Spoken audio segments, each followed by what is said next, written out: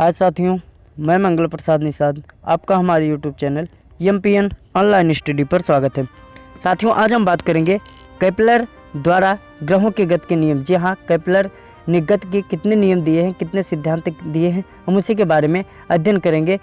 Kepler law of planetary motion. जी हाँ, क्या होता है Kepler law of planetary motion, कितने प्रकार के होते हैं, हम इसी के बारे में चर्चा करेंगे। तो अगर आप हमारे चैनल पर नए हैं तो प्लीज़ चैनल को सब्सक्राइब कर लें, और वीडियो अगर आपको अच्छी लगे तो वीडियो को लाइक करें और अपने दोस्तों के पास ज़्यादा से ज़्यादा शेयर करें।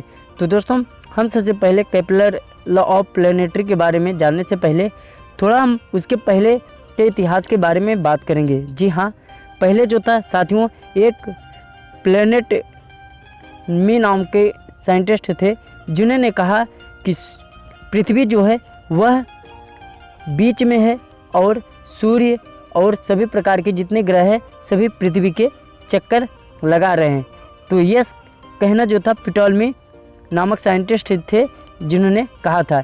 लेकिन बाद में कुछ समय बाद और जितने भी साइंटिस्ट आए, जैसे कोपरनिकस, गैलीलियो, ये साइंटिस्ट आए, तो इन्होंने कहा कि नहीं, पृथ्वी जो है वह चक्कर लगा रही है किसकी, सूर्य के, अर्थात सूर्य जो है केंद्र में है और बाकी जितने ग्रह हैं सूर्य का चक्कर लगा रहे हैं।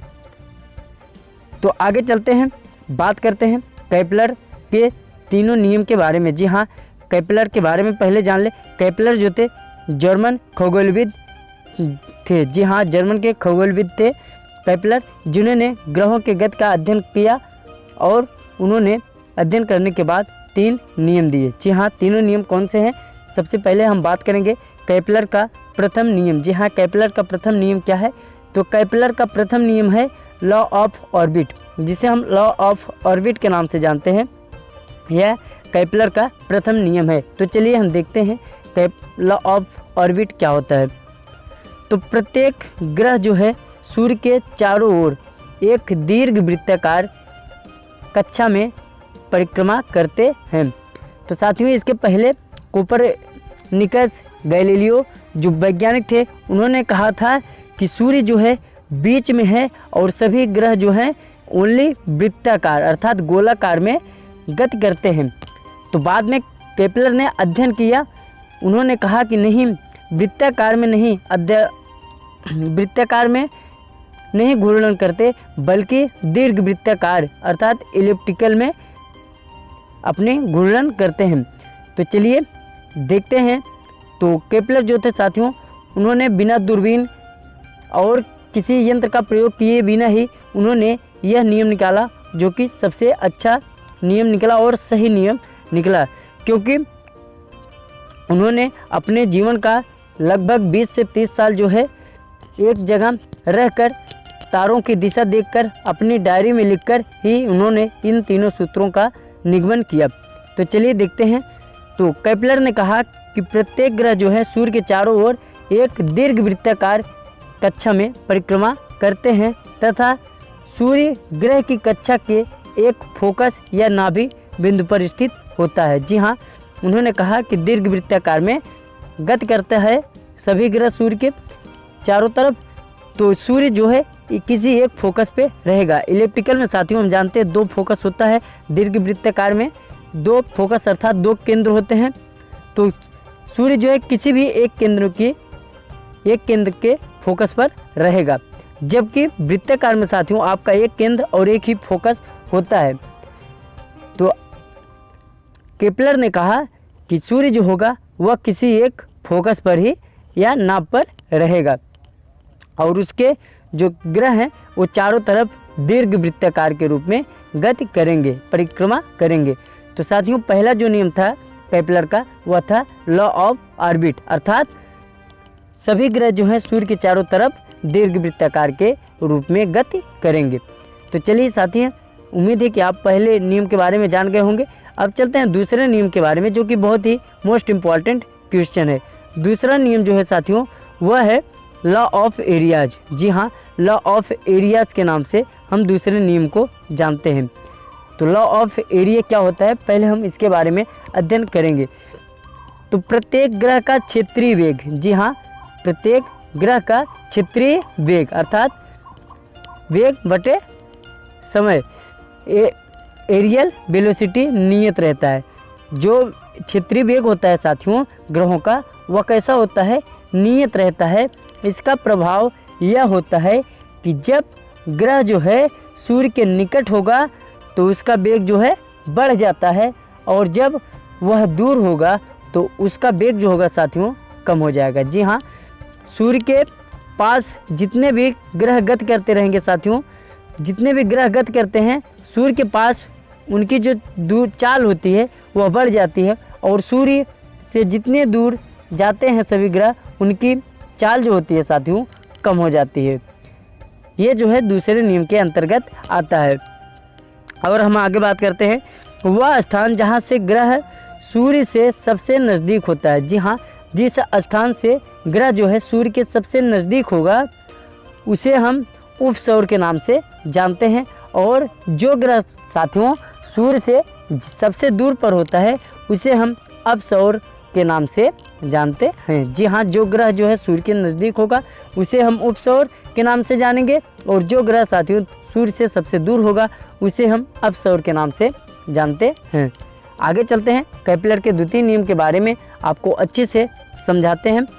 केपलर के द्वितीय नियम में उन्होंने कहा कि सूर्य तथा ग्रहों को जोड़ने वाली रेखा समान समय अंतराल में समान क्षेत्रफल तय करती है। अर्थात केपलर का कहना है कि जितने भी ग्रह चक्कर लगाते हैं सभी ग्रह साथियों समान समय अंतराल में, कोई भी ग्रह हो समान समय अंतराल में समान क्षेत्रफल जो है तय करेंगे। जैसे आप यहाँ पर देख रहे हैं, इसी प्रकार से जो जितने भी ग्रह हैं सभी गति करेंगे। तो इसमें जो आप देख रहे हैं एक पॉइंट आपको दूर दिख रही है जो कि सूर्य से दिख रही है, एक पॉइंट है डी सी। तो सी से डी में, जी हाँ साथियों, जैसे सी से डी में जाने में 10 सेकंड लगता है, सी से डी पॉइंट तक जाने में 10 सेकंड लगता है।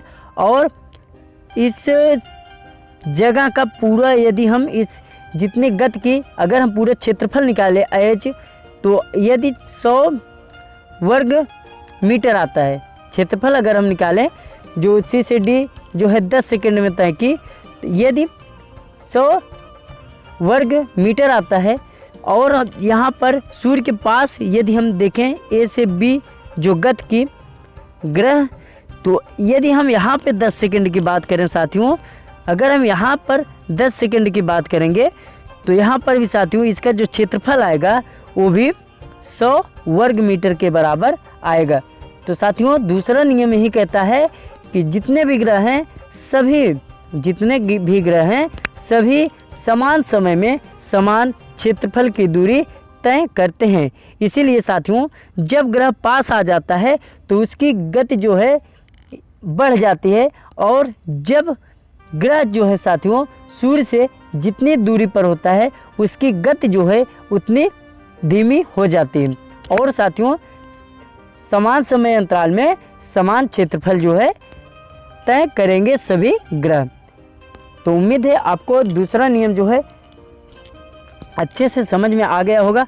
अब हम चलिए दोस्तों बात करते हैं अगले नियम जो कि मोस्ट इम्पॉर्टेंट नियम है, और आप वीडियो पर लास्ट तक बने रहिए। अगर आपको किसी भी प्रकार से दिक्कत हो तो आप हमारे कमेंट बॉक्स में ज़रूर बताएंगे। तो चलिए हम बात करते हैं न्यूटन के केपलर के तीसरे नियम के बारे में। क्या है केपलर का तीसरा नियम? तो साथियों केपलर का तीसरा नियम जो है वो है लॉ ऑफ पीरियड। जी हाँ, केपलर का तीसरा नियम जो है उसे हम लॉ ऑफ पीरियड के नाम से जानते हैं। तो चलिए हम बात करते हैं तीसरा नियम क्या होता है। तो तीसरा नियम के अंतर्गत साथियों सूर्य के चारों ओर ग्रह एक चक्कर जितने समय में लगाता है। जी हाँ, सूर्य के चारों तरफ एक ग्रह जो है एक चक्कर जितने समय में लगाता है उसे उसका परिक्रमण काल कहते हैं।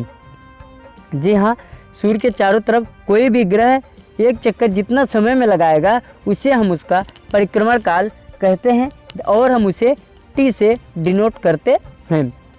अब हम आगे चलिए बात करते हैं परिक्रमण काल का वर्ग। जी हाँ, परिक्रमण काल का वर्ग अर्थात साथियों टी का स्क्वायर। और ग्रह की सूर्य से औसत दूरी, जी हाँ, ग्रह से, ये सूर्य है, ये ग्रह है, तो सूर्य से ग्रह की औसत दूरी r के घन, जी हाँ, r जो औसत दूरी होगी, रेडियस होगी दोस्तों, उसका घन के अनुक्रमानुपाती होता है, अर्थात प्रोपोर्शनल होता है। यदि साथियों आपकी गति जो है, आपका रेडियस अगर बढ़ेगा साथियों, तो साथ ही साथ आपका समय भी बढ़ेगा। जी हाँ, यदि रेडियस अर्थात ज़्यादा दूरी होगी साथियों, तो गति जो होगा, वो समय जो होगा साथियों, वो भी बढ़ेगा।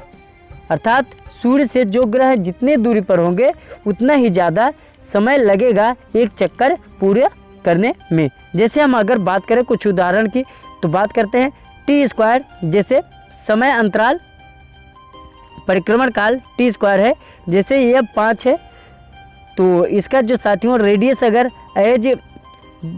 अगर तो कितना हो जाएगा, 5 × 5 = 25 × 125, 125 हो गया, तो ये जो हो गया 5 × 5 = 25, अर्थात 125 का अगर रेडियस है तो टाइम जो लगेगा साथियों वह 25 के बराबर लगेगा। और हम दूसरा अगर उदाहरण ले, जैसे उदाहरण के लिए यहाँ पर हम ले लिए 10, जी हाँ, उदाहरण के लिए हम यहाँ पे ले लिए 10 t, अगर हम 10 लिए तो हमारा जो रेडियस होगा वो कितना होगा साथियों, 1000। जी हाँ, अगर रेडियस 1000 है तो उसका जो परिक्रमण काल होगा दोस्तों वो कितना हो जाएगा, 100 हो जाएगा। तो आप देख रहे हैं यदि रेडियस बढ़ रहा है, जी हाँ, यदि रेडियस बढ़ने का मतलब सूर्य से ग्रह की दूरी बढ़ रही है, तो समय अंतराल अर्थात सूर्य का चक्कर लगाने में जो समय अंतराल होगा वह भी बढ़ेगा। ये था साथियों आपका तृतीय नियम। उम्मीद है कि आप समझ गए होंगे। जी हाँ, तृतीय नियम जो है वह लॉ ऑफ पीरियड के नाम से हम जानते हैं। इसमें साथियों यदि आपका रेडियस बढ़ेगा तो आपका परिक्रमण काल t भी बढ़ेगा, और सूत्र जो है साथियों वो है t² प्रोपोर्शनल r³। अब हम जैसे बात करते हैं उदाहरण के लिए, उदाहरण के तौर पर सूर्य के निकटतम, जी हाँ, सूर्य के सबसे निकटतम जो ग्रह है कौन सा है, बुध है, जिसका परिक्रमण काल है साथियों 88 दिन। जी हाँ, परिक्रमण काल कितना है, 88 दिन है। जबकि दूरस्थ ग्रह, जबकि जो ग्रह दूर है, वरुण जैसे है, तो उसका जो परिक्रमण काल होगा साथियों वो कितना होगा, 165 वर्ष होता है। तो उम्मीद है आप समझ गए होंगे कि पास जो बुध है साथियों उसको कम समय लग रहा है, और जो दूर है ग्रह सूर्य से उसको ज़्यादा समय लग रहा है एक चक्कर पूरा करने में। तो उम्मीद है आपको समझ में आ गया होगा। आपको हमारी वीडियो कैसी लगी आप कमेंट बॉक्स में बताएंगे साथियों, और वीडियो पर लास्ट तक बने रहने के लिए धन्यवाद। अगर आपका किसी भी प्रकार से क्वेश्चन हो तो आप हमारे कमेंट में ज़रूर लिख के भेजेंगे, और मुझे आपका सवाल जो है सॉल्व करने में खुशी होगी। तो फिर मिलते हैं साथियों हम अगली वीडियो में, तब तक के लिए धन्यवाद, थैंक यू।